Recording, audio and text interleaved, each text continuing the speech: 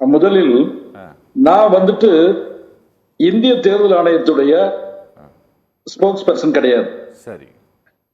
பாரதிய ஜனதா கட்சியினுடைய செய்தி தொடர்பாளர் அப்படிங்கிற அடிப்படையில என்னுடைய கருத்துக்களை பதிவு செய்வதுதான் நல்லது அப்படின்னு நினைக்கிறேன். அதனாலதான் சார் நான் வந்து சரியான்னு கேட்கல, நீங்க அவங்க சொல்லி இருக்கிற விளக்கத்தை நம்புறீங்களான்னு கேட்கிறேன்.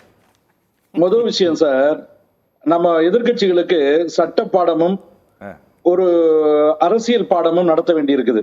சரி. அதுல மரியாதைக்குரிய எதிர்கட்சி தலைவர் ராகுல் அவர்கள் பொறுப்பற்ற ஒரு தலைவர் என்பதற்கு பல்வேறு உதாரணங்கள் வரலாற்றில் வரிசையா நிற்கிறது.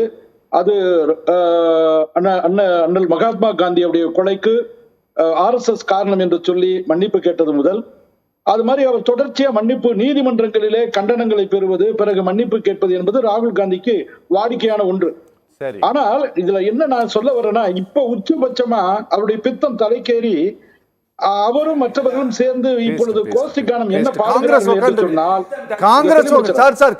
உட்காந்துருக்கு. நீங்க ஏன் பேசுறீங்க? அவர் பேசிக்குவாரு, நீங்க உட்காருங்க கம்முன்னு.